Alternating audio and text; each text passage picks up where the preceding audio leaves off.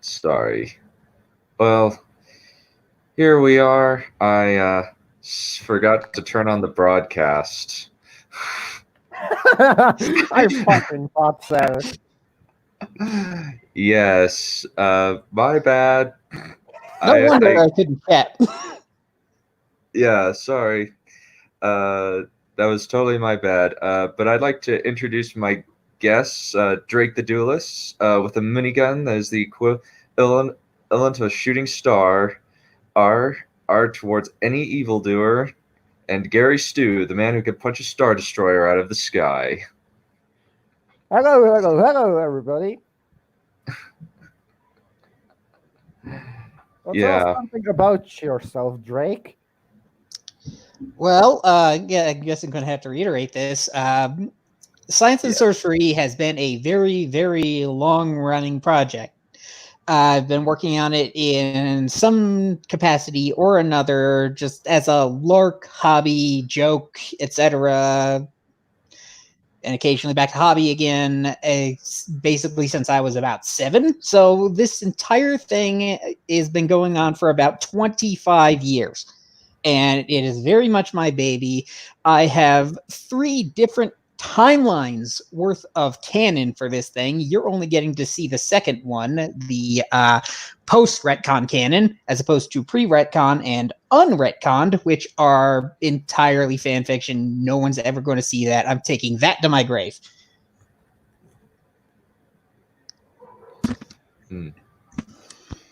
Okay.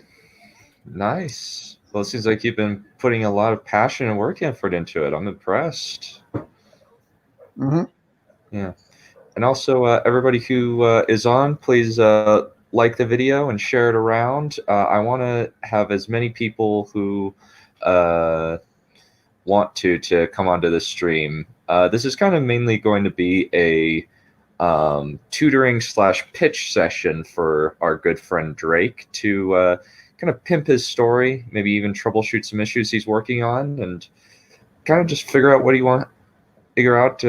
how he's going to move forward with his story. That sound agreeable to everybody? Mm-hmm. Sweet. Alrighty. So, in terms of kind of starting this thing off, what would you say you're trying to work towards, Drake? Sorry for the spelling errors. You mean in terms of like your story? Like what do you want it to kind of? How long do you want it to be? What's like the thing that you want to do with it? Do you want to be published? What are like your goals and aspirations? Well, career-wise, normally I am nominally set right now as a career software developer. The problem is all the jobs are gone. Poof. So now it looks like I'm going to have to actually do something with everything that I've worked on and written notes for professionally, when before it was just a hobby. I see. Well, alrighty. So it's kind of more like you're kind of transforming something that's a hobby into something like that you're trying to do at least like a little bit professionally, since your job is not quite working out right now due to COVID-19. Is that correct? That's a big part of it. Yeah. All right. Okay. Yeah. The other is largely out of spite. I mean, with the amount of stuff that's coming out and being written, Last of Us 2 was not the first thing to be poorly written recently. It's really, really not. And so I want to give back to the stories that I sort of grew up with. Beast Wars. That was a big one back in my childhood. It showed that you can be completely off the wall and cheeseball and still actually have some meaning there. Dinobot is still fondly remembered to this day, and I sort of want to contribute to that legacy. I see. I like that. Would you say that those were like your primary influences, is in terms of this story, or were there something different? I have a lot of primary influences. Like I said, a lot of this was born from fan fiction. In fact, the two of the primary species that we're going to get to in Science and Sorcery, the Lycanthropes and the Zongrit, were born from a Cardcaptor Sakura fan fiction, of all things. Okay, I like it. I think one of the things that I've liked is kind of drawing inspiration for the stuff I've loved. Like, for instance, my Young Dragonlord series is kind of what would happen in a post Lord of the Rings universe and Targaryen dragon riding suddenly got introduced to the world. And then from there, I've kind of just turned it into an ongoing, lengthy anthology series that I'm going to be just kind of putting books out in, as opposed to kind of a series that has a definitive end. Each book is kind of meant to be a self-contained story with kind of some bleed over into the next one, but you can kind of read each one in an isolated fashion and get pretty much the gist of the story. I'm imagining somebody trying to duct tape a saddle to Smug. They don't get that big, but that's interesting. Yeah, I kind of just had that idea of percolating in my head, what would happen after Lord of the Rings? And I just kind of thought, okay, well, dwarves are just up in their mountains. They'd probably become bankers, likely, of loaning out money to the kingdoms of men. The elves would be gone, and Gondor would become an imperialist power, and Rohan would probably say, no, we don't want to be totally, and we would prefer not to. After the Rohan destroys Harad, the people would keep the giant elephants and subjugates them. And so that's just kind of where I got the idea was, oh, okay, what if I put a prince of this conquered nation in a Theon Greyjoy type situation? And then when another kingdom brings in a dragon as a gift to try and build a marriage alliance, he steals that dragon and runs away with it to try and find a place that's safe for him and his baby mama to live. Okay, that's pretty interesting sounding. Thank you. I appreciate that.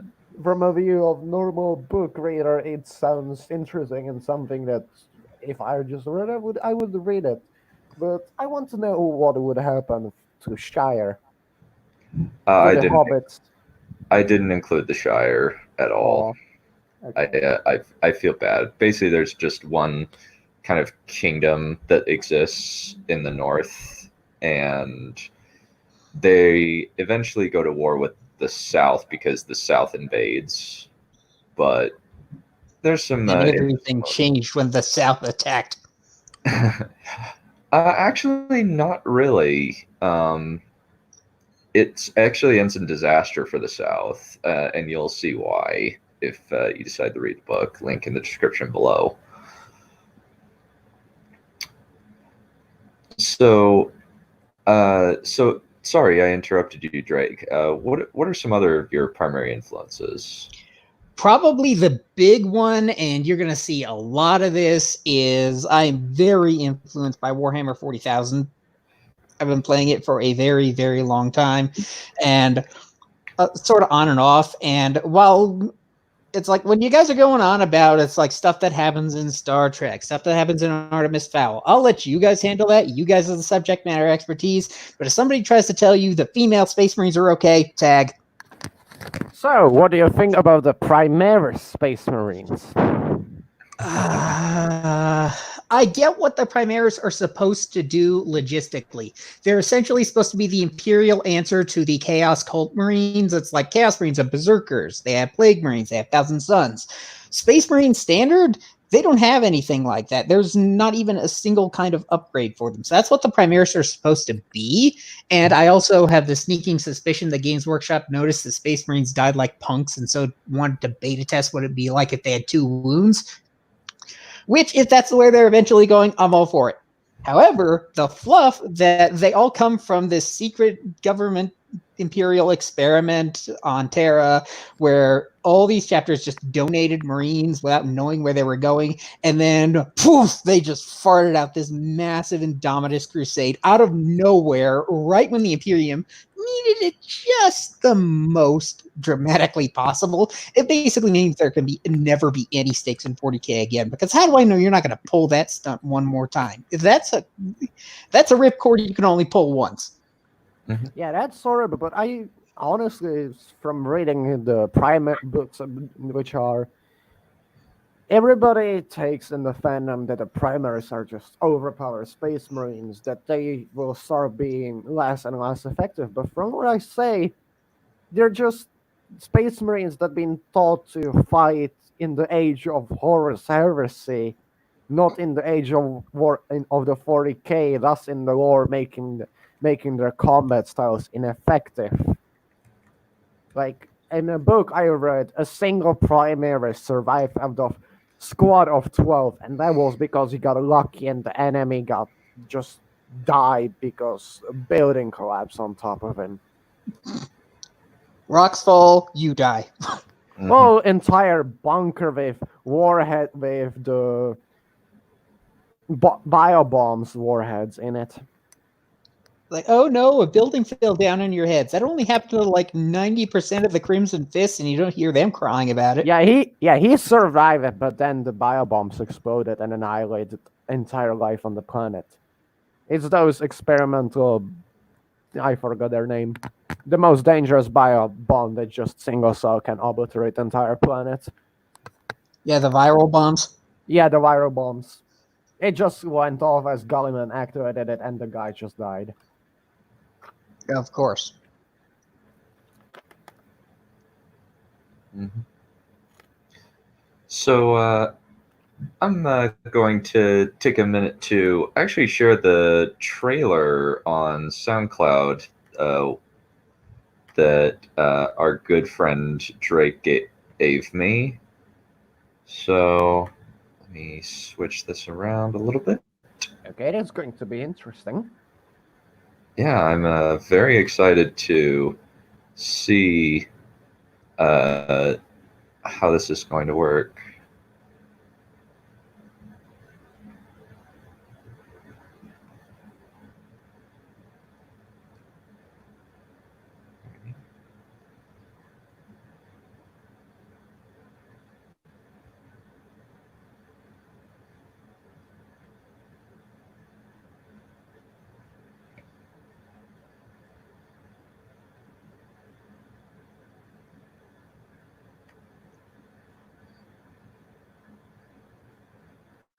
I don't think it's coming through.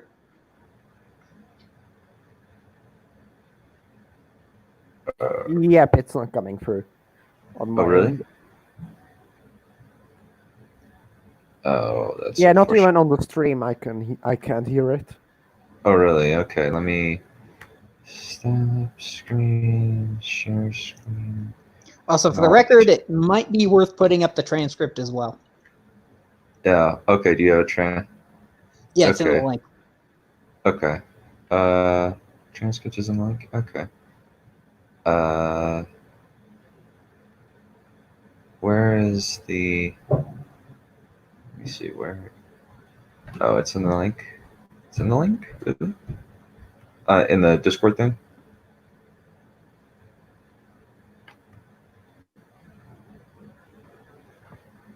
In the Discord, or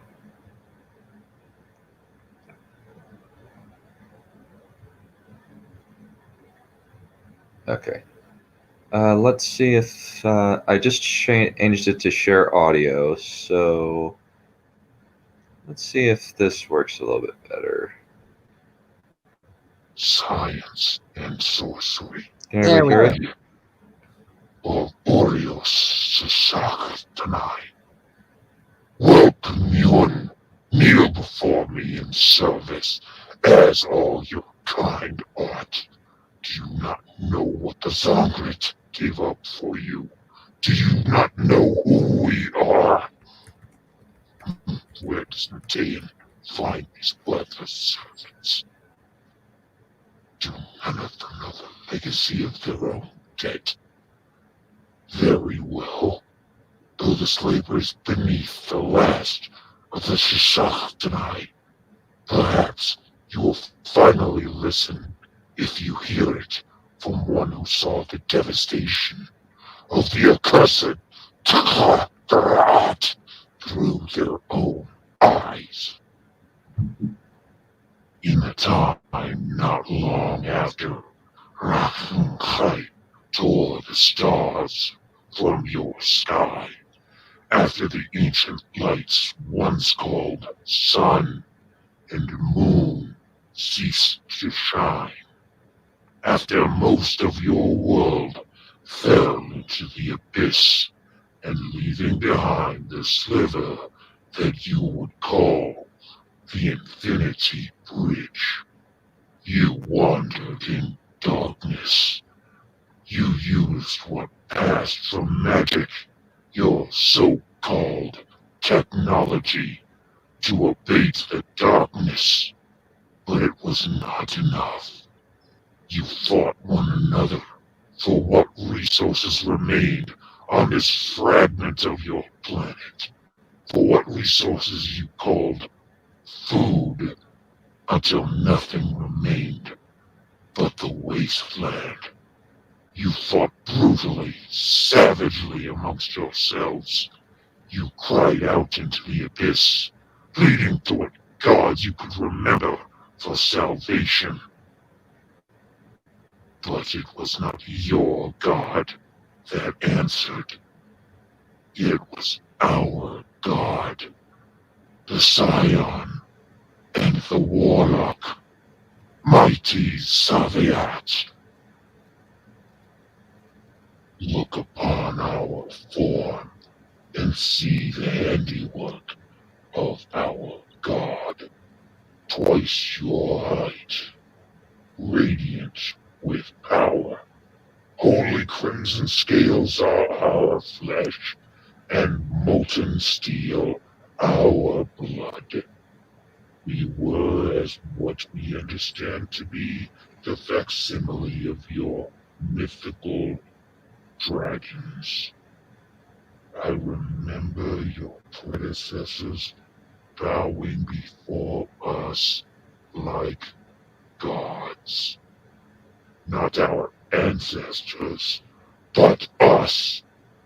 Blessed by Saviat, we knew not the ravages of time, nor the necessity for sustenance. We Zongret are fragments of eternal power, each one meticulously crafted by Saviat to meet their needs then and your needs now. It was the Zongret who first taught you the powers of science and sorcery that your kind would later take for granted and ultimately abuse. It was the first debt your species incurred. It would not be the last. In this wasteful infighting that was to follow, we would remove ourselves from your presence. But you already knew too much. The passage of time continued. In the age of the Genesis seeds, where you first became known as the Void Walkers, the Tkha appeared. It is my understanding that you call them lycanthropes. Even that nomenclature is more effort than they deserve. Their skin was an abyssal metal. Their frames were massive compared to your own. And their hunger was as limitless as their numbers. They are considered savage, even by what passes for your standards. Their origins are but rumor and myth, fantasy and legend. But the scars they left behind were most certainly no myth. You were helpless before before them. You begged us for our help, and when even Zaviat was silent to your plight, we foolishly chose to intervene. We thought ourselves saviors. We faced those creatures with the confidence that our cause was just and our power was eternal.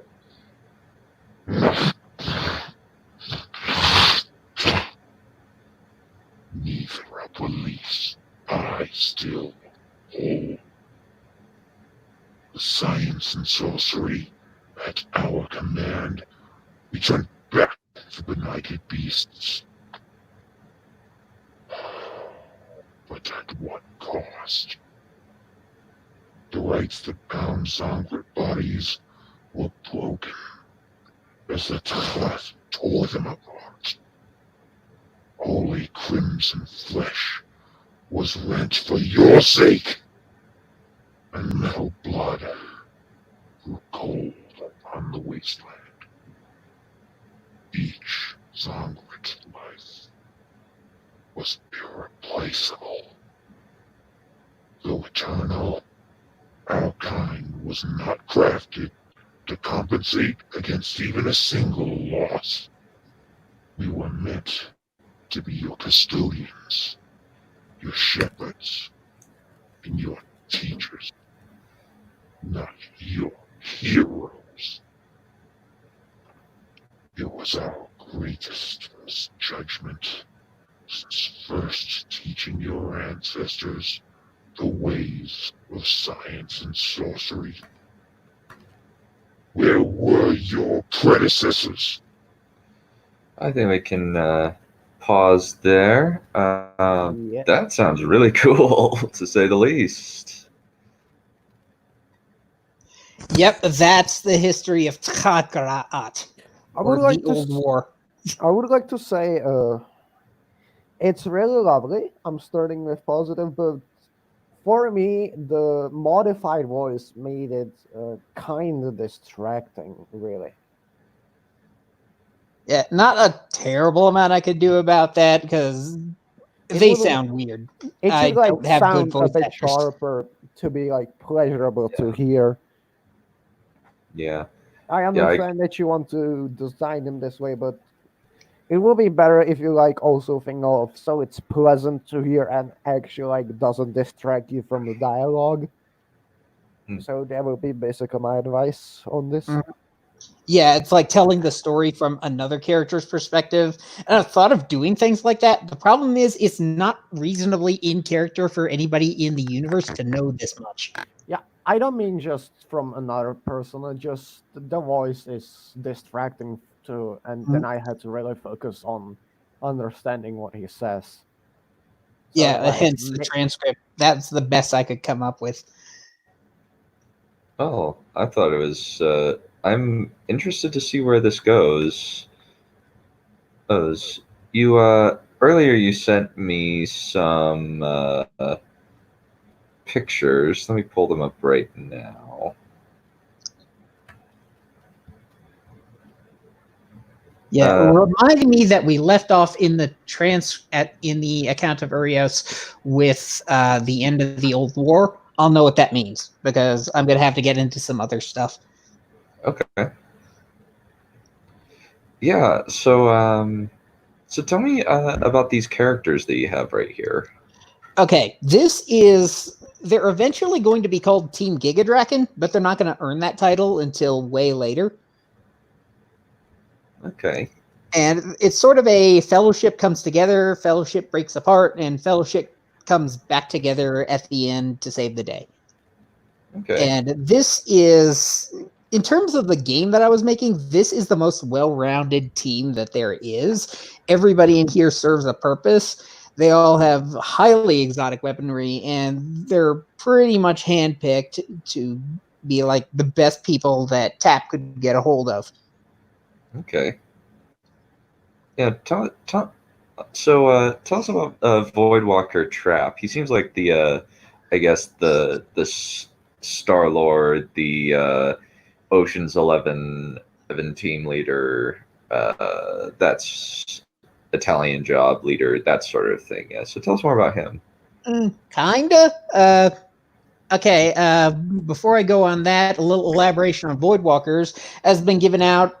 Essentially, their lifespan is about 10 times higher than a normal human being, and so a year to us is like a tenth of a year to them. So their ages are going to be multiplied by 10, basically, but the rate at which they spend their power is going to affect their aging, so that's going to be important when you look at some of these. Because Voidwalker Angel is 150 years old. Lana is only 50, despite the fact that she looks 20. And Tap is, let's just say, he's been around. Okay, I like it. I like it.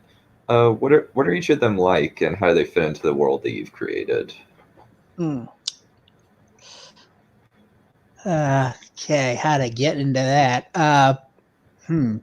Because I don't want to spoil too much unless we have like a specific dedicated spoiler section where I can just reveal all. But for now, suffice it to say, Tap just assembled this group because he's trying to kill all the lycanthropes. Because eventually, what you're going to get to in the audio transcript is after the Zongrit wiped them out, supposedly, they started coming back, and the humans begged the Zongrit for their help again, and the Zongrit basically told them to screw off because they lost too many of their people, and that was way too much for them. They weren't prepared to pay that cost because they can't breed. They're like Highlanders. They're immortal, but they'll never have offspring. So when the Zongrit suffered a massacre like they did, no, you guys, you fight. That's your war now. And the Voidwalkers are attempting to fight that war now in various ways. Okay. So so can you tell me like a little bit about the characters, like in terms of like characterization, how they function, what are like their likes, dislikes, stuff like that? What makes them unique? Okay, I'm going to start with Lana. She's traditionally like the quote-unquote first character. She's basically like a chosen one type character, except it's suggested that she was incorrectly chosen. So she had an entire family, and we learn more about them later on. She thinks of them very fondly and very few other people. And they were gearing her up, raising her from your birth, basically, to be the olive branch to the Zongrit to say, hey, don't hate on us anymore. We can actually help you. We can actually live together in harmony. That's why she wears red. It's the Holy Crimson. Okay. The problem is, as she grew older and her entire home got hit by the lycanthropes, she was the last survivor, and pretty much the High Council all got wiped to a man. And she was the last one to get away, and all she had left was this glowing red sword. It's like a sword that you just pull out of the forge, and it's still hot. And it stays hot forever. You can't even put it in a sheath. It'll just burn its way out.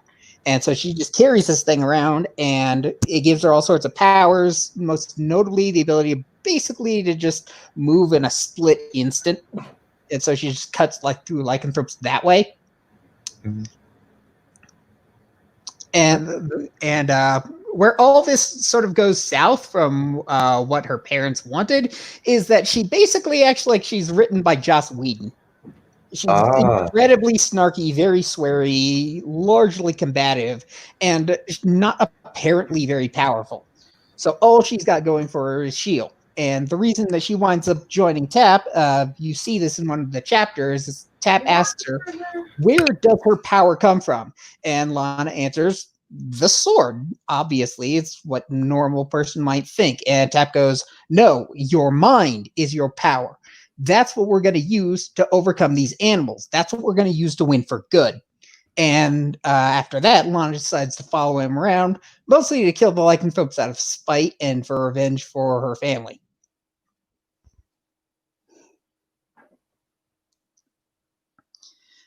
See, now we're looking at Carius, so let's get on to that. Arguably, he's my favorite character. I know I'm not supposed to play favorites, A but cute doggo. yep, that's basically what a lycanthrope looks like, except he has cyborg parts because Tap found him, and Tap noticed that he could actually talk.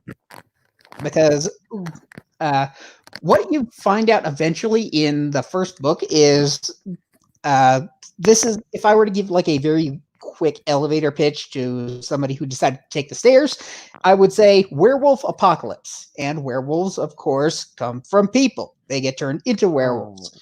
That is the case here as well. He was a little kid named Kurt. He had some magical abilities. He was a ferromancer. He could control metal to a certain degree. And with that, because lycanthrope bodies are largely have a lot of metallic ore in them, he can use his power after becoming a lycanthrope to sort of move his body in a way to simulate speech. So it sounds really rumbly, but he can talk. And so with the ability to talk, Tap decided, okay, you know what? I could use this guy. And he hauls him back to his lab, has him rebuilt through a bunch of other means. We meet another character who builds his cybernetics, and we'll see more again of him later, and possibly even a prequel I could make centered around him with one of Tap's little misadventures. But let's not get off into that. Anyway, the big feature with Carius is that he has a giant freaking minigun mounted to his back. He calls it Falchion, which stands for Fast Action Large Caliber High Impact Ordnance. He loads it by using his ferromantic powers to channel the metal in his body into more bullets. And so he can load that to a certain degree through magic rituals. They're timely magic rituals, so he can't do it all the time, but he can load up decently. This also actually stunts his size. He's actually much smaller than a regular lycanthrope. And because he still has instincts to satisfy, he has to battle with them all the time. He eats other lycanthropes to build up his size and strength.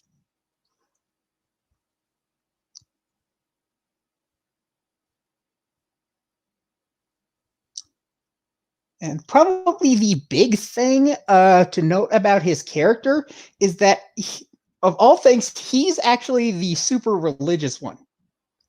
He can actually speak Zoctu fluently. He speaks very highly of the Zongrit. He looks down on himself a lot because of just what it means to be a lycanthrope, to be just blindly, furiously hungry all the time, to have to fight that constantly. It's not exactly known why he can do this, but he's not a lone case. There are other creatures in science and sorcery that actually can turn into lycanthropes and still retain at least some semblance of the creature that they used to be.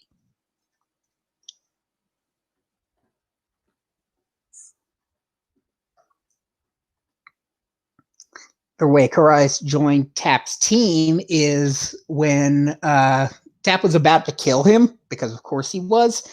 And then Carius promised him information in exchange for Tap researching a potential cure to his condition.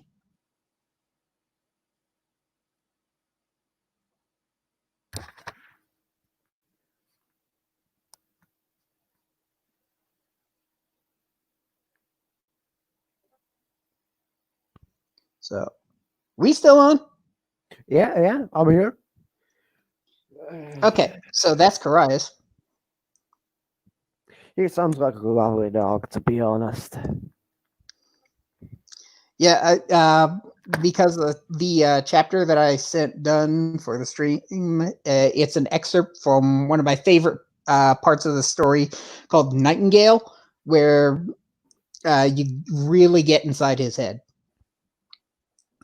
Okay, then Voidwalker Angel. Physically speaking, while she looks human, she's actually a mermaid, or at least science and sorcery's take on a mermaid. The way science and sorcery interprets mermaids is that they're actually the larval form of a much, much larger sea creature, but in their youth, they're able to mutate back and forth. It's like if they're in water and they go on land and they suffocate in the air, they grow their legs. If when they have legs, they drown. They become the ichthyopods again. So how does their other form look? If you could survive on that. If I could elaborate on that, you know what the mermaids looked like in Harry Potter, where they were still all scaly and stuff? Yeah. That's basically as far acclimated as they get. But if they start shifting into their human forms, they start looking more traditionally like the clamshell bra version of the mermaid that we all know. Oh, I expected something like more of a nightmare feel, to be honest. They're nightmare fuel when they transform fully. I need a drawing of that. Unfortunately, I couldn't get that. Okay. As far as her character and power set, she's kind of... this is the appropriate order to get this in. She's kind of like the wide-eyed little girl who, like many ichthyopods, decides that she wants to see the rest of the world. So she leaves her home realm called the Many Depths and just cruises around the Infinity Bridge looking at everything there is to look at. One day, she goes too far and gets all the way to the segment of the Infinity Bridge called the Great Aegis, which is like this massive fortified city, and it's got on it pretty much nothing but giant fortresses, laboratories, all sorts of stuff of that nature. And beyond that is a massive no man's land leading into where the remaining lycanthropes like to hang out and where they generally come from, which is basically a region of the Infinity Bridge called the Maw of Sarayan. And so she gets all the way this far, and her entire view of the Infinity Bridge and all the good people that must populate it was absolutely crushed. And she actually met Tap at this point. She meets Tap again later before joining his team.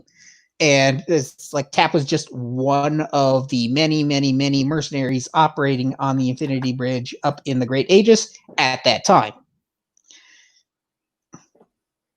And from there, right before joining Tap's team, the reason Tap decides to take her on is because Angel gets a hold of this power source called the Staff of Hosts. It's like a light bow. It's like a bow staff made of light, and it can talk to her. She can materialize it with her will, but it's heavily implied it has a will of its own. It's heavily implied that this will is also actually either a vessel of, a servant of, or actually Zaviat itself.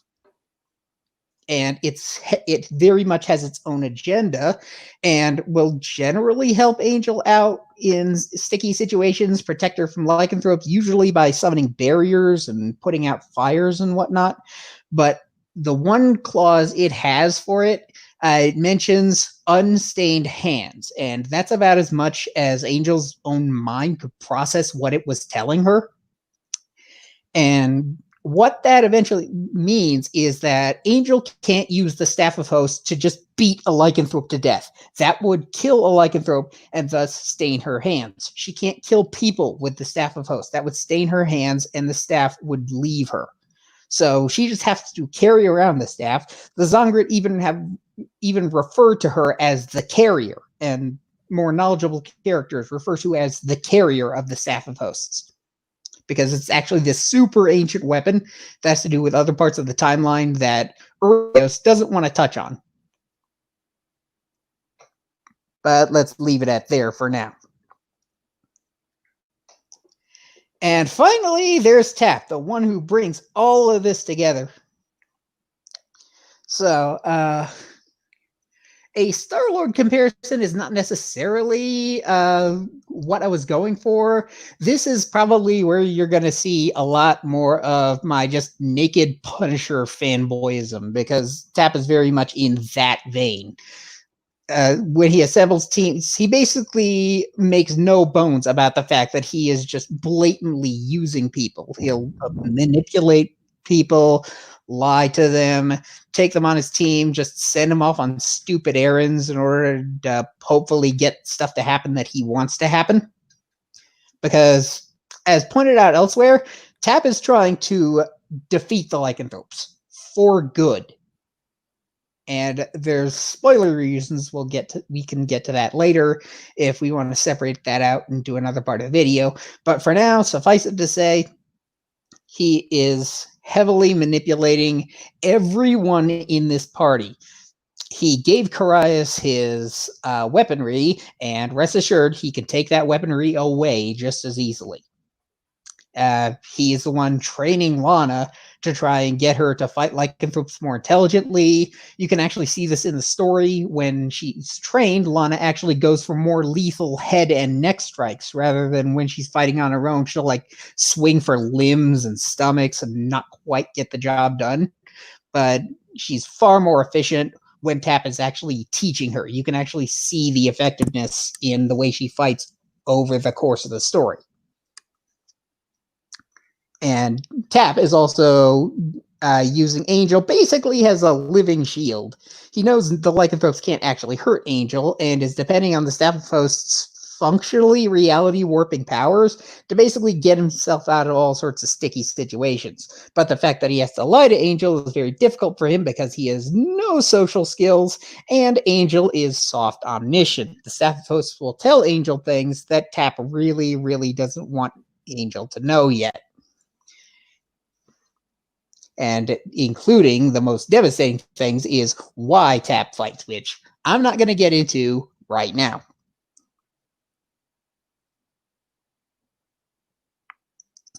As far as Tap's power set, he doesn't really have any powers unique to himself. He doesn't have any magic weapons, strictly speaking.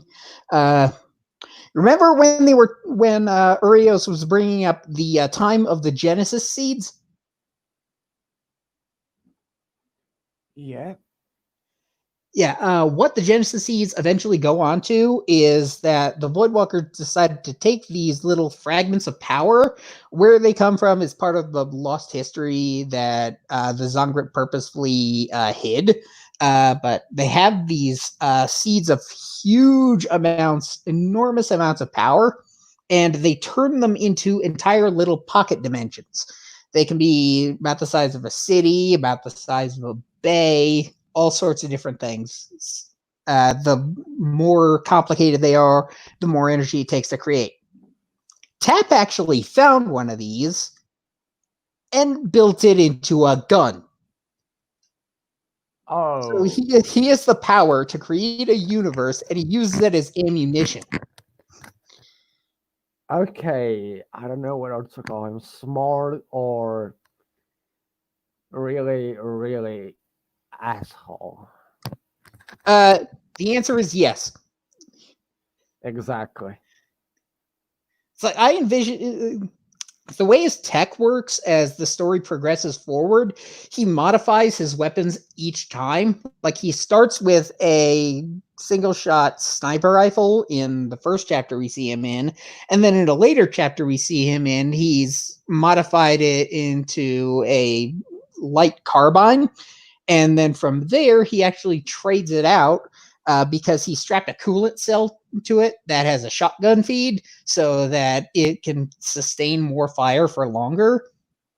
And it just heats it up really hot. And eventually, in one fight, it actually breaks down. So he, after managing to somehow escape that situation through magical ally shenanigans, he upgrades to the weapon that he's pretty much going to use for as far as I can see. Eventually he'll switch it out, but he's going to stick with his Mark III positron rifle, codenamed the Exorcist, for a while. And that has the power to...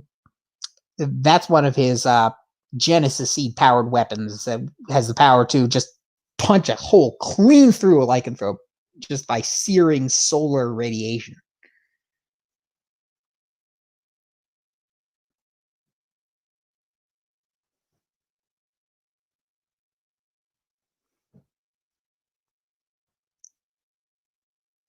And it's implied there's other things floating around with other Tap's weapons, like later on in one chapter, he actually picks up one of his old prototypes. Like I was talking with Angel, having met Tap before, at that time, Tap was testing the Mark I positron cannon. It was a much larger, bulkier weapon. He eventually picks it back up and takes it with him as he basically goes for his final huzzah in one of the later chapters, and basically abandoning everything that he's ever worked for, just carrying whatever he can and go for it. He's going to kill the lycanthropes or die trying, and he takes the Mark I with him.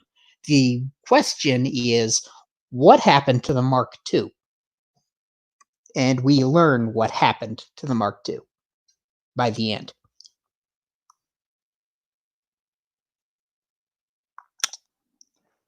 And that's pretty much Giga Draken, or at least as much of Giga Draken as I want to get into right now. So, thoughts?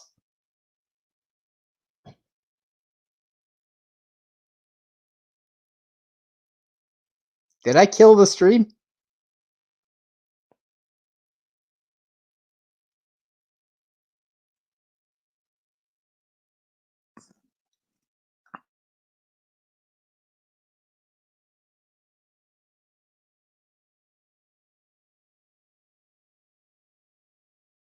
Oh, sorry.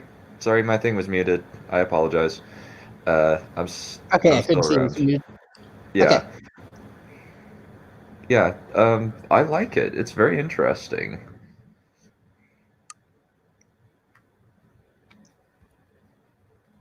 I'm interested to see how exactly these disparate characters start working together, either to accomplish their goal. Oh yeah, and just how many disparate characters there are. Back when this is a playable game, there are 20. I've since expanded upon that by quite a bit, introducing Lana's family as posthumous characters, introducing a few other handfuls of extraneous characters like Void Admiral Stav and Moby Ross. Moby Ross being the guy who built Coraisa Cybernetics, by the way. And there are so many different characters in here. It's like we even see Tap's brother way later on. We find out he has a brother because since Voidwalkers just appear out of the void, they're all adopted. So it was just adopted by somebody who already had adopted another kid. And it's implied at some points in the story when Tap just goes missing that he's heading to his quote unquote father to get various things patched up, because Tap is a massive control freak. What we see early on, this probably is another one of his power sets, but it would actually be a really dangerous thing. He tried to pull this stunt in real life, is that he has a surgical extra spine implanted on the back of his neck, on the back of his spine, running down his back, and down that spine he has adrenaline injectors hooked up, so that if his heart rate ever cranks up, he gets pumped full of adrenaline and it can get him through a sticky spot. And he occasionally disappears from the main cast, who finally get to breathe, take a sigh of relief, and go, wow, that guy's an asshole, to finally get it refilled. Okay. I like it. So it's kind of like there's definitely some friction there. Sounds like a good plan. Yeah, and that's just Giga Draken. I also sent you. They don't properly have a name. I'm wondering if explaining why is a spoiler. So Okay. I'm just gonna call them the Beowulf Corps or the Pariahs. Oh, okay. Sorry, in the thing I put in the name of the. That's fine. It doesn't really matter. Like I said, they don't have an official canonical team name. Ostensibly, they're in the Beowulf Corps, but they're exiles. So, and some characters aren't. Some characters, like the team lead, Captain Voltaire Arc, he's not really on board with the idea of being exiled, and he was sort of lied to by his superior, saying, "Yeah, you're not really literally exiling me, are you? Are you?" And So he thinks he still has a standing in Civiari when he doesn't anymore. And the reason for that is the girl way over on the left on the screen, Ariel Erickson. Okay. Okay, now Cipiari was one of the pocket dimensions created by the Voidwalkers. In fact, it was created by its namesake, Voidwalker Scipio. And the way I describe it in quick, curt, oversimplified terms is imagine if Clamp wrote Starship Troopers. Interesting. Okay, that would be interesting. That would be very interesting. Yeah, because since Voidwalkers age 10 times slower than everybody else, what these entities, as they're known, what they have going for them is that compared to every other species on the Infinity Bridge, they breed like rabbits. And so the entire society is themed around making sure that every 18-year-old gets knocked up, has a kid, and that they get their ranks swelled, that they enroll all their kids in military training. They even try to get them desensitized to violence at early age. And Ariel managed to pass desensitization training at age 2. Wow. Because the reason for that is Ariel is actually a hybrid. Her father was a entity, and her mother was a Voidwalker. Okay. And as Urios was going to get to, is that once the Voidwalkers created all these different worlds, and Urios and all his Zongert buddies are coming back from the war, lamenting everybody they've lost, and they realize, what the hell? You guys have been sitting on your asses and porking these random characters that you made out of nothingness. You've been having fun while we've been dying. And so the child of a Voidwalker and a entity is considered extremely taboo for that reason, on top of the fact that a child of a Voidwalker and an entity tends to have very unstable power sets. And that's the reason Ariel wears her visor. That's actually the control system for the nanomachine colony that assembles into the gauntlet that she keeps on her arm. But the reason that she has to wear that is because if anybody looks into Ariel's eyes directly, they get the... Imagine what controls your body is beyond simply your brain. Is like there's strings above you that connect you to the soul that controls you. What Ariel's eyes do is they cut that string and functionally leave you comatose and brain dead. Oh, okay. So she's kind of a more powerful, like kind of Cyclops-esque character who there's a very great danger in seeing somebody's eyes. Yeah, Cyclops, Gorgon, that sort of thing. In fact, what you don't see, and a character that I was potentially thinking of including but decided against, is the guy that she was set up for her arranged marriage, Captain Ark's son. And Ariel had to kill him because Captain Ark's son, Daniel, he got wounded by a lycanthrope. You get wounded by a lycanthrope, you eventually turn into one. So Ariel had to essentially mercy kill him with her eyes. And the funny thing, Captain Ark doesn't necessarily know that's what happened. Okay. So there's a lot of political intrigue going on with Captain Ark. Captain Ark's a big, staunch believer in the Cipiari High Council and doing his duty and obeying his orders and whatnot. But he's still internally really sore that he knows that Ariel killed his son.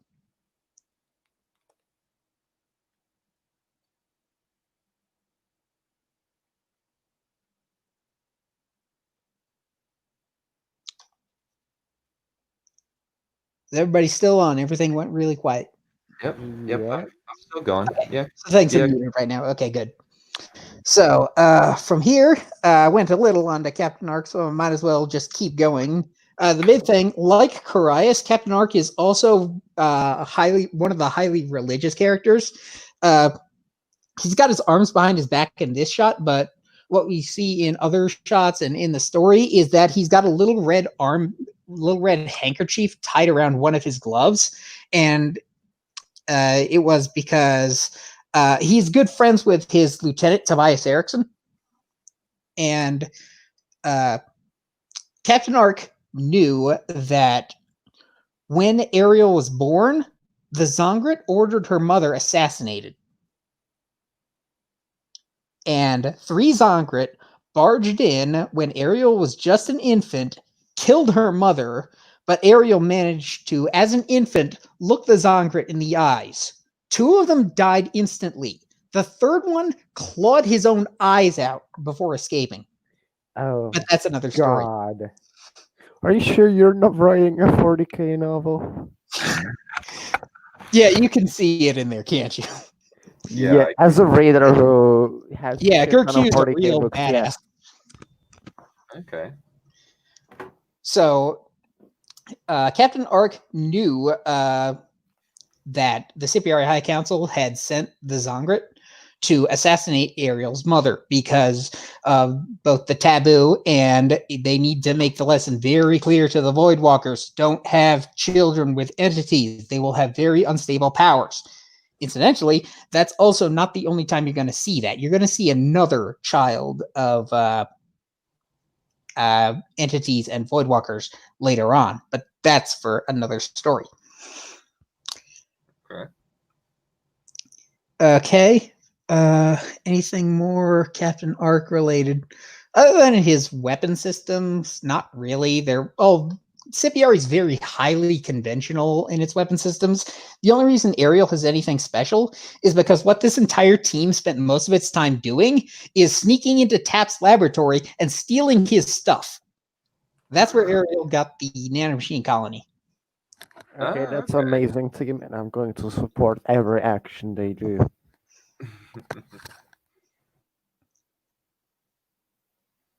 And so that's also why you see Captain Ark with those goggles on his head. They're ostensibly night vision goggles, but whenever Ariel's around, he pulls them down because he's so paranoid that something is going to go wrong and that Ariel's going to kill him. Okay.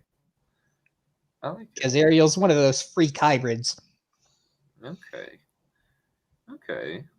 So what about his friend Tobias Eriksson? Is he Ariel's father-in-law, or how does that work? He's Ariel's biological father, and he's the one. His wife was she was known as Chrissy Erickson, and by her proper Voidwalker name as Voidwalker Chrysanthemum, which is a very old running joke having to do with Chaos Cardcaptor Sakura. Okay. Anyway, he didn't know that Captain Ark actually knew about the assassination on his wife. He just knew that his wife's dead, and he didn't know why. And he tries to be a little more even-handed about it because Ariel, big believer in trying to find anything she can that Voidwalkers are not evil and psychotic controlling monsters.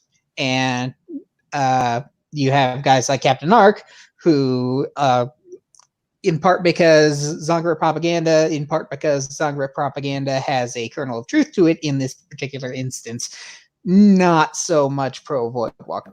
And Tobias Eriksson sort of straddles that line. He's trying to like mediate between the two. And so he's Captain Ark's trusted lieutenant and friend of a long time. In fact, they had arranged Ariel's marriage to Daniel Ark before the story began. Okay. And that's why they knew each other. In fact, if you look to where Ariel is, you can see a little arm patch on her shoulder. That's the silver star. It's essentially denoting that Ariel is essentially like the valedictorian of her current class, and that singles her out essentially for officer training. So she is going places in the world.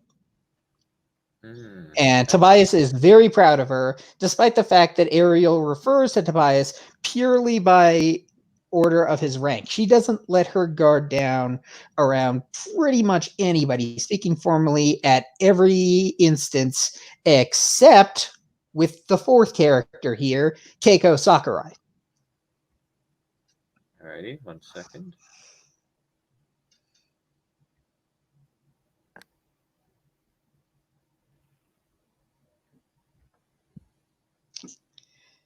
Yeah.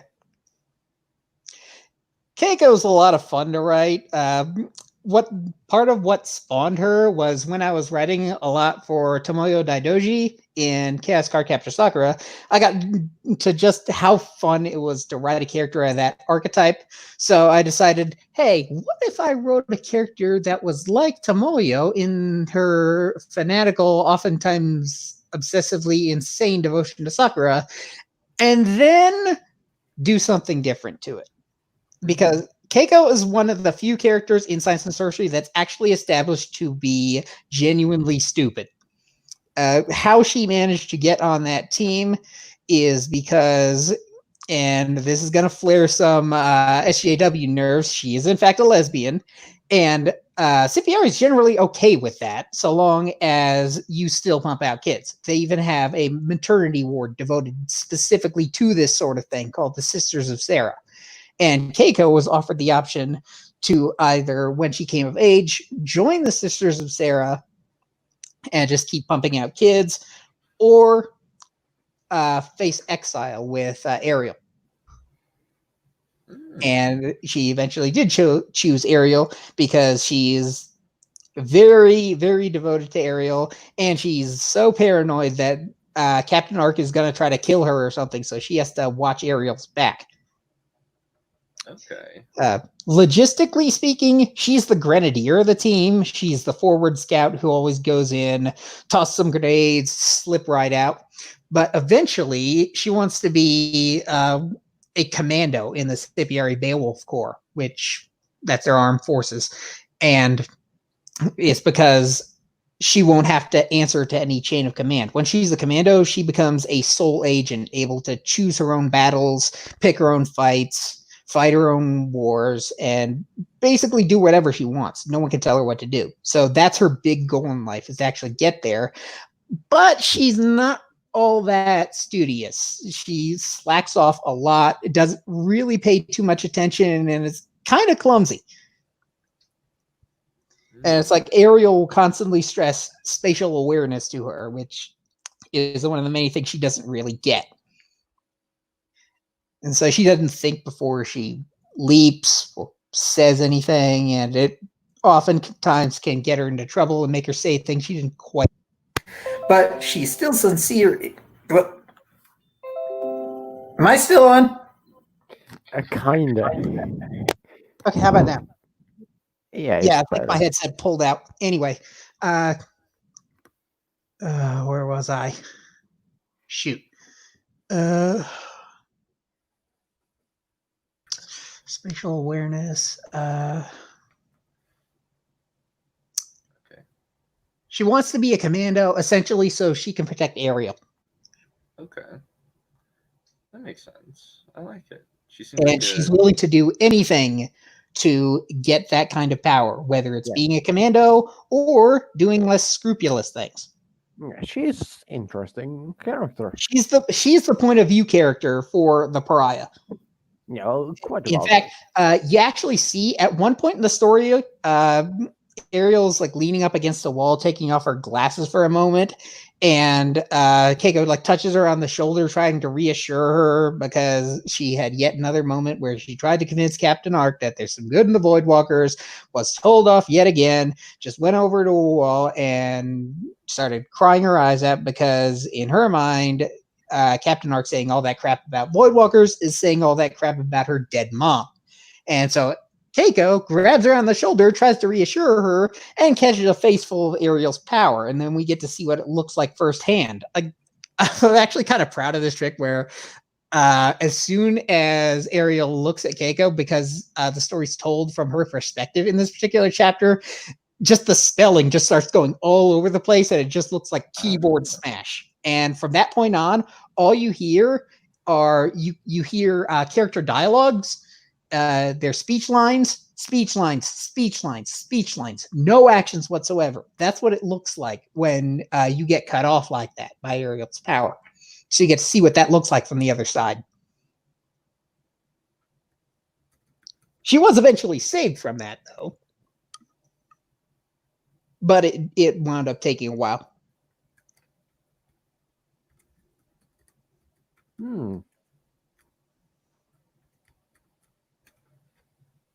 Okay.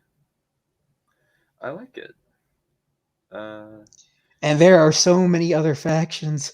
I could go on about like the infighting between the different Zongrit characters, Lana's family, even though they're dead, they're still kind of sticking around. There's Cyrus and whatever the hell he is up to. And if you thought Tap was an asshole, just wait. Are there any BDSM kind of like Dark Eldari faction? Dark Eldar. Yokai. I'm not calling them that.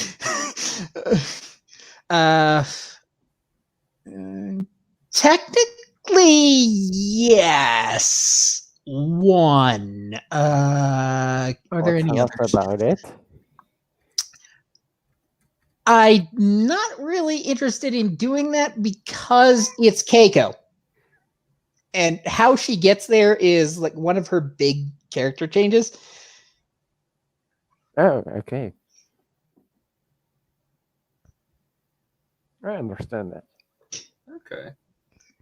Yeah, most of the sexually promiscuous characters got mauled by the lycanthropes eons ago.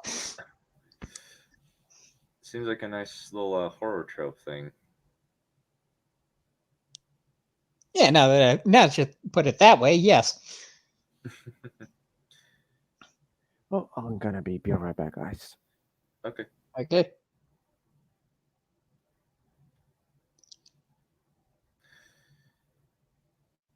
And so those are the characters that I actually have. When I say published, I mean published on DeviantArt, published works written about so far. In fact, Pariah is one of the better ones. There's Pariah is a good one. The most important mission is all right, even though it can spoil a lot because it takes place in the third book. That is how far ahead it is. Acuteness, I don't recommend at all. It's a massive spoiler, or maybe it's not that much of a massive spoiler. How much would you consider Carius gets temporarily cured to be a spoiler? Because that's what he's after. That's the entire drive behind his character. He eventually figures something out. Okay. And then you have Nightingale, which I'm going to call my personal favorite of the stuff I've written for Science and Sorcery so far. And you have the first part of that. And the rest can be read up on my DeviantArt, which just shares my name. You can Google it that way. Okay. I took out the mature tags because like a mod's going to find it. I barely found any readers. Okay. That's interesting. Well, how would you like describe the plot archetype of this book? Like, is it like a I'm not going to use proper names for this, but I can describe to you sort of the arc of where this is going. You know, the whole it's essentially the Mario story: boy and a girl in a relationship, girl gets kidnapped, boy goes on massive cool adventure to save girl. Science and Sorcery deals with what happens after that, because the guy's just gone on this grand Campbellian adventure in order to gain more power that he needs to save his lover from massive evil and whatnot. The problem is he went on this massive quest that fundamentally changed him as a person from who his girlfriend fell in love with. Okay. And so at the end, he's finally saved his girlfriend, and his girlfriend is mortified of him. And he has nothing to live for now. He's gained all this power and to save his girlfriend, and she left because he's no longer who he used to be. And he's first off, he's bitter. wondering what was even the point of all this, until suddenly he hears it. He hears the sound of something familiar happening to someone else. And then he finally finds his calling to use the power that he gained through his entire journey to stop what happened to him from happening to another couple, to stop someone else from having to go on an adventure that fundamentally turns them into a monster. Ah, that's fascinating. I like that. Okay.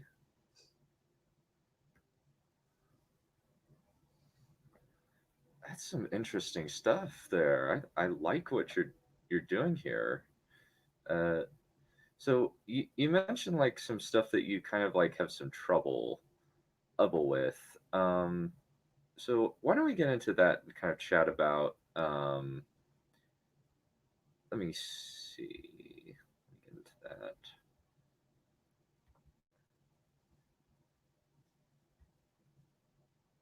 Let me get into that real quick. So we've kind of gone past most of it. Like we've gotten to explain got to go into your characters, explain what they're about, stuff like that. Now let's kind of talk about like troubleshooting and stuff. Let's get into the real meat of this. Now let's chat. So like in terms of like troubleshooting, what would you say like are like your like fundamental like things that you struggle with in terms of your book writing? You know that clip Lit Devil will occasionally play, the Jordan Peterson? You think you have a style, but you don't even know how to write. I sort of feel like I'm on the opposite end of that spectrum. It's like I apparently have a style. Everybody who's ever heard about science and sorcery has spoken well of it. Granted, there's not a lot of people, but the point, I'm struggling to find the point at which the story is good enough that I don't have to go back and fix it. Because eventually, if this gets turned into a book, there's going to be some point where I'm going to have to just let go and let God, for want of a better expression. Okay. So would you describe this as Becoming Better actually had something interesting to say. So like how would kind of you describe like the setting and kind of stuff like that? The setting, the antagonist, stuff like that. Setting and the antagonist. Yeah, this would have been gone over had we gone further into what's going on in the account of Urios, which you can look up on my SoundCloud. I got the same name there. You probably should be able to find it. Anyway, I'll put it in the description. Okay, good. Where this is going is that the lycanthropes come back, and it's sort of ostensibly pitched as a man versus nature, but then you got the Zongrit in the back, and they're having their own little internal disputes there, and it ultimately comes into question whether or not Urios should continue to rule. And so they have their own stuff that they're worrying about there, and eventually where this is going is, as Urios was talking about, this is eventually going to be revealed by one of the quote-unquote boss characters of the first book, is the Dragonlord that destroyed the universe. It's coming back to finish the job, and they need to find some way to stop it. So is there a lot of planet hopping? Are there like, is this in the future? Is it in like a space opera type thing, or how does it work? It's kind of... It's like a modern universe that got hit by like 3, maybe even 4 different apocalyptic scale events, and it's radically shifted from what you might know. Whether it's past or future, it's completely unknown, because it could have been in the distant past, and because of their situation, they developed their technology faster. It could be medieval era, but it doesn't really matter, because whatever the other rest of the universe could have been, it's all gone now. All that's left is this little pocket. Okay. So it's kind of hard to say whether or not it's futuristic or not because of that. But it's in the spirit of science future. Clark's third law very much in effect in this universe, as the entire magic system also encompasses technology. Okay. Okay. That's interesting. So it's almost like a kind of a take on like the Arrival type story, I guess, where aliens come down and give us technology or something. Kinda. It's Or at like least they like give you the yeah. technology and they teach you magic, stuff like that. Mhm. Okay. I like it. Okay. But Makes that's sense. in the far past. The only thing relevant to 99% of the inhabitants of the Infinity Bridge right now is the lycanthropes are coming to eat them. Everything else is considered largely ancient history Okay. and is mostly there for setting up some stuff that's going to happen later. Let's just say I'd like to do mystery boxes too, but I have stuff in them. Okay. I hope Unlike it's sufficiently interesting. okay. So in terms of like hurdles that you're currently facing, how can I help you in terms of um helping you to kind of troubleshoot some of the issues that you're facing? Uh, so when I write, I have the notes for what I want to do, and I basically write my story. If I were building my story the way I would build a person, imagine building a person from the skeleton to the muscles to the skin. Okay. So that's That's a note common based, I analogy. guess. That's a fairly common analogy used for a story like plots the skeleton, Yeah. stories the body, such like the theme is the brain, such like. And the structure where I have the most problem is getting from bone to muscle. Okay. Okay. It's like turning those notes into actual prose. And Okay. thoughts of I'm in desperate need of a beta reader right now because I try a lot of experimental things, but I don't know if they're actually as clever as I think they are. Okay.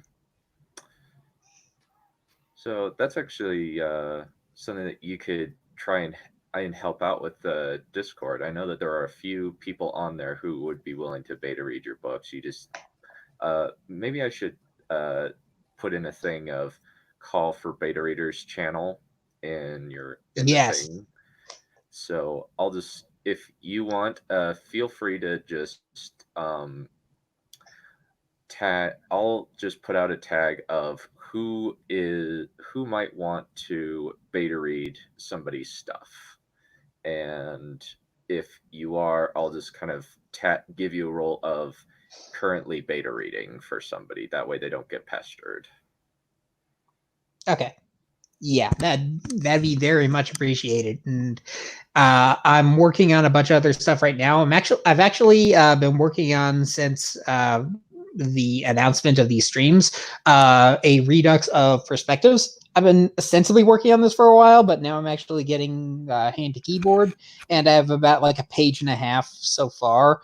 And hopefully you can see some massive leaps in quality versus the original DeviantArt posting back when this was more or less just a hobby and a joke, and just see it changing into something a lot more hopefully solid. Okay. So one of the big things I need help with is like paring down my ideas to the ones that only work in my head versus the ones that actually would be interesting for a reader. Okay. Becoming better actually had a good point. So why are they in the academy to begin with, would you say? In Scipiari? Yeah. It's because the entire culture of their society is themed around getting as many of the entities that are born in that world onto the battlefield. That's the only way that they can see to win. Because they kind of imagine that the Voidwalker is going to betray them too. So they're kind of in the position, kind of trying to avoid what happened to the Zongrit happening to them. Okay. And that's the entire purpose of the Beowulf Corps. Okay, so it's designed to kind of prevent some stuff from happening. happening. Is that correct? Kind of they're kind of the Jaegers, the Jaeger program, Pacific Rim, the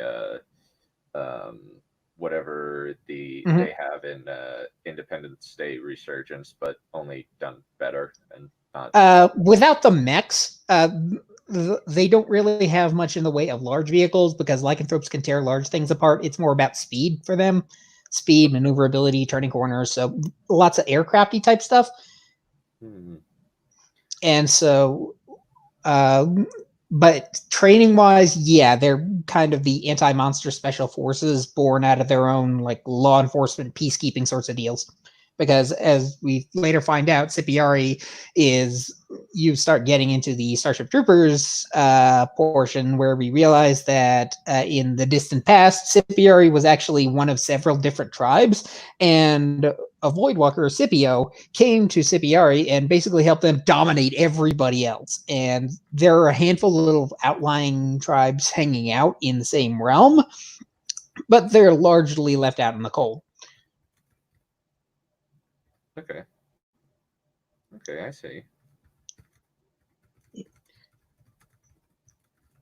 As we find out even later, this is much of a spoiler because it's largely irrelevant. Carius, as Kurt, was from one of those towns.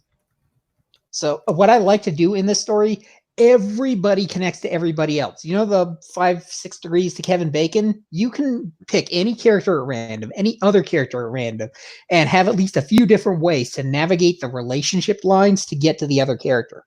Because everything is connected. Okay.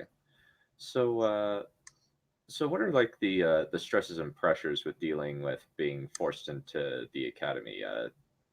Becoming Better is actually doing a really good job of bringing this stuff up in the chat. So how would you kind of answer his question? Some stress or pressure in dealing with more or less being forced into the academy. Can I click on this and make it actually show up? Other people have been able to do this, but there we go. Thank you. Okay, so there must be some stress and pressure in dealing with more or less being forced into the academy. Could be family, society, duty, and or etc. Largely, it's gonna be society and duty related. Families are very short-lived in science in Scipiari because of just how kids are bred. I mean, most kids, it's like Captain Ark was born from the Sisters of Sarah. He didn't even know his parents. So family relationships largely don't matter. In fact, what Tobias Erickson, his relationship to his daughter, is largely anomalous. And Ariel, by just addressing her father by his rank and not by actually familial connections, is actually normal by Scipiari standards. And in fact, sort of like what they want. She's the ideal person under Scipiari society because she sort of has to be because of her sort of quasi-mutant status. So she's trying to like get on people's good graces. Okay, I like it. Alrighty, so it's kind of like the main thing that you kind of want to do in terms of getting this story just right is you want to make sure that it kind of appeals to people. Is that correct? Yeah, I want to try to avoid having a hyperspace kamikaze move of something that looks awesome in my head, but doesn't actually just makes people scratch their heads and thinking that it's stupid. Okay. You know? Well, the nice thing is it helps that you're not the 8th movie in a series, and then and you're not some asinine jackass who wants to screw everything over and just make the movie he wanted. Yeah, I'm actually trying to make things better. Well, I can see that. I like how you summarize your characters. And I really like the artwork. I think you did a really good job in whoever you commissioned to do the artwork. And you've done a really good job of explaining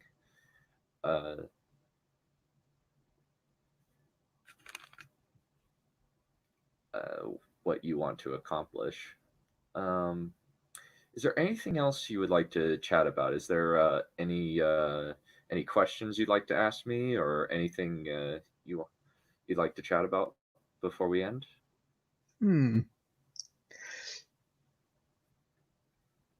Other than if you do like morning nonsense style stuff and 40k stuff comes up, don't feel intimidated to call me.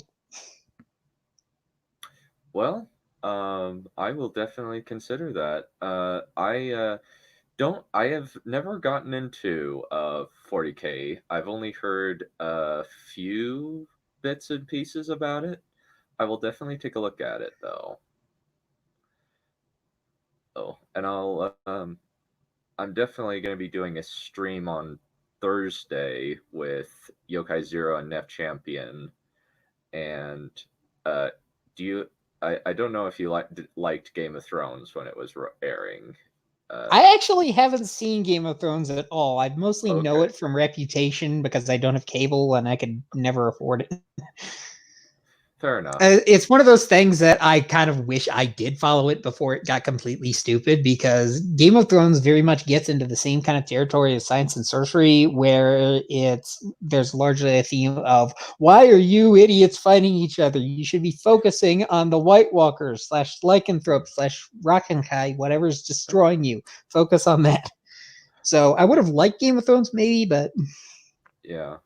I know that we're basically what we're going to be talking about is kind of how David Benioff learned screenwriting and the behind the scenes mess of the Battle of the Bastards in season 6. yeah, you guys are on your own for that one. Okay, alrighty, that's fine. Yeah. Okay, but I think this is going to be interesting just based on like a lot of this just wasn't reported on by the mainstream media, and it's kind of just like, how this man is insane. Like the director's own commentary is like he's trying to paint it in a positive light, but there's clearly some nuts stuff going on. But if there isn't anything else, I'm just going to give the kind of move to your section. Like, is that the last? So, is like the section you wanted me to read? Is that the last section of the? Yeah, that's everything I wanted to go over. And feel Alrighty. free to ask questions. Some of the pronunciation, there's some toss slipped in there because Karais is the religious guy, but I'll keep mostly muted. And feel free to ask me anything, though. Okay. Let me pull up Discord real quick and pull up the document you sent me. Yeah, that's what I'm hoping to do right now. It's just loading. So what would you say is like the thing that makes you passionate about writing? What do you love most about it? Seeing like a story, or I guess more accurately, like an arc of a story, seeing it finally touch down and you finally get that conclusion. It's not going to be the big happy ending, but it's going to be the ending at which, you know, this is sufficient enough to tell a story. And once you see that all wrapped up and you see everything come together, I love it when a plan comes together, that sort of thing. Yes, I like it. No, no loose ends left behind, I'm assuming. Enough loose ends to tell other stories. I mean, these are part of a larger universe, but it's like an MCU movie. It doesn't necessarily have to tell the entire story of Tony Stark gets shrapnel in his chest to snapping out Thanos. You don't have to tell that in one book, but you can tell enough in one story to know that there's something that happened. There was a point to you reading this. Okay. So I've pulled it all up. I'm excited to read this for the chat. Everybody ready for the Nightingale with a K? Uh, dramatic reading. Get hyped, everybody. Who's ready?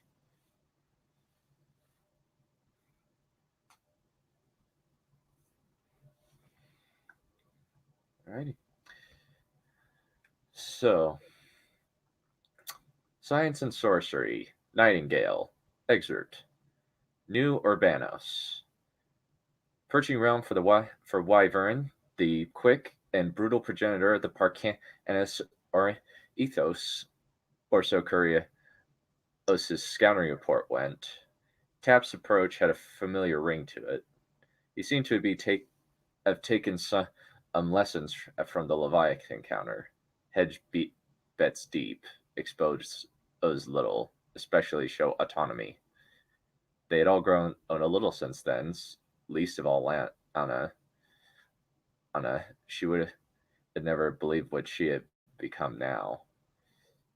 The rain pattered harmlessly off both black steel hide and chrome glistening prosthetics. Curious gazed onto the streets. Cars littered the road in horrid disarray.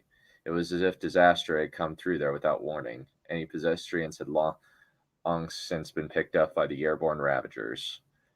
The survivors had retreated to higher areas, abandoning the valleys of death below and denying the creatures their best purchase. Without their purchase, the Orinthos were hardly anything terrifying.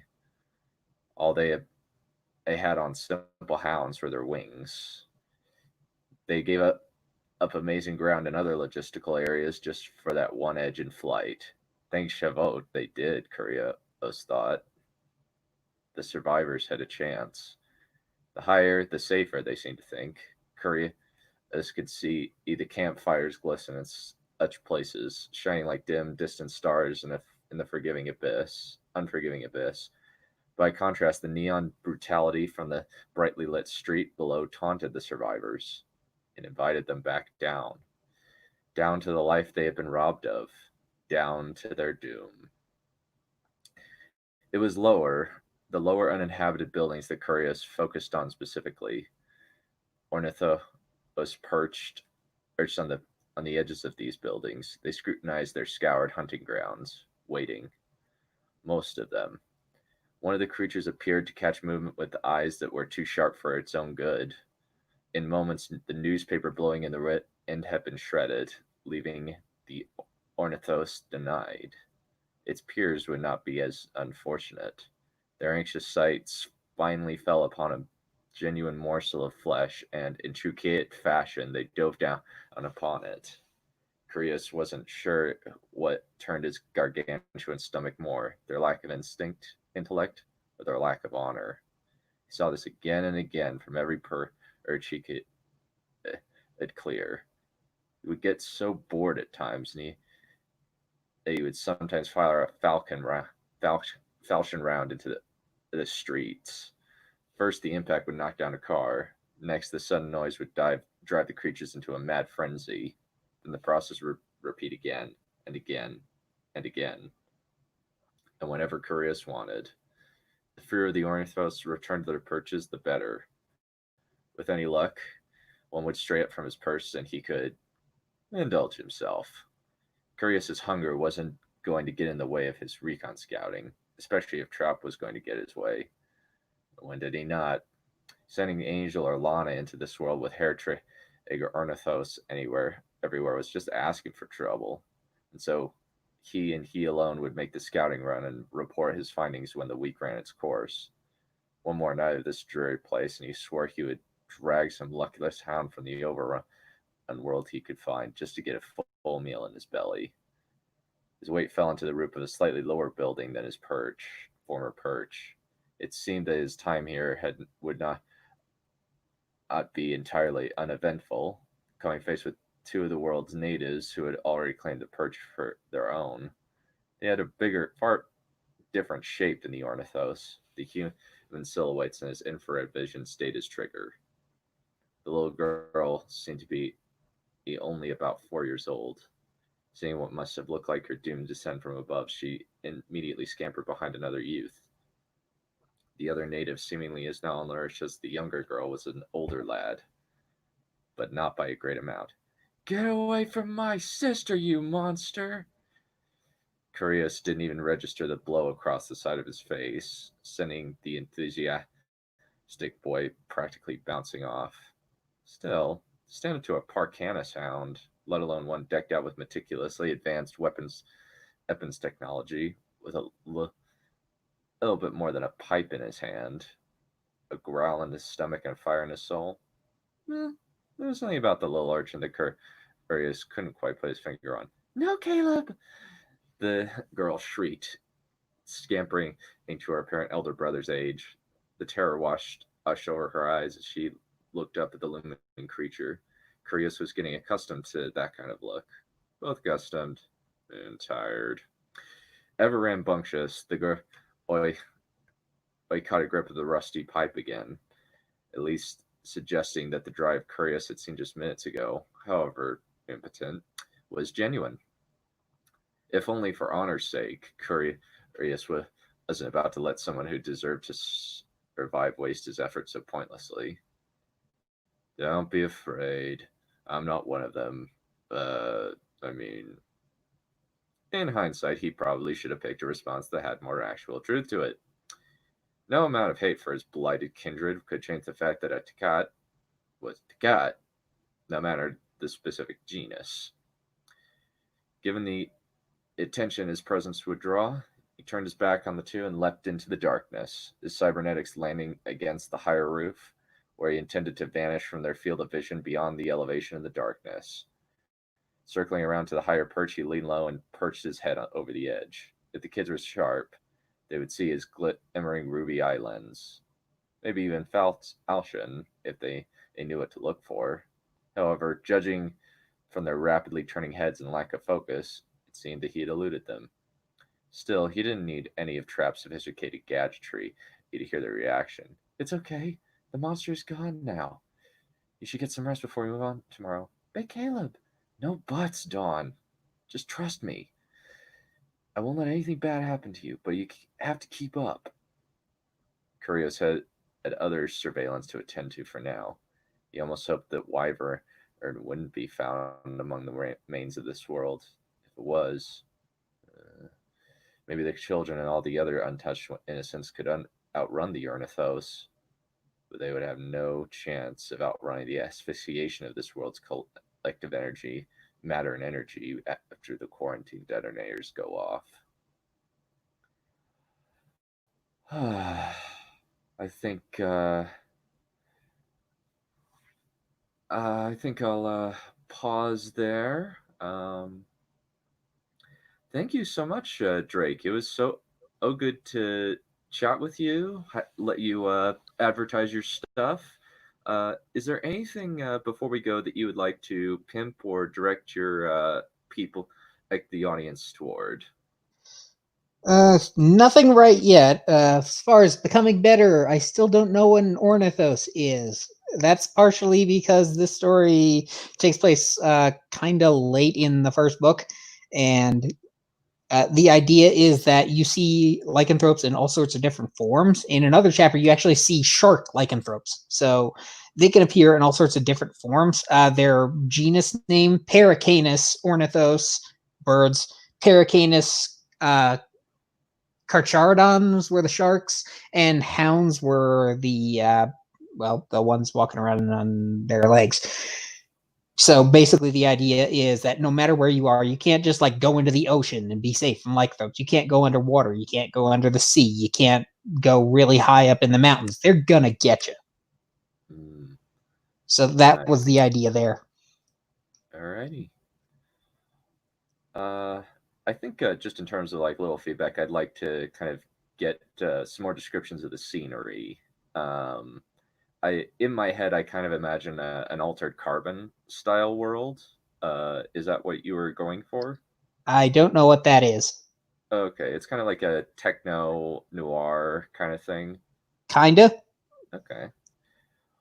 Well, it was very nice to have this stream. We've been going for an hour and 40 minutes, and I think I'll close it here.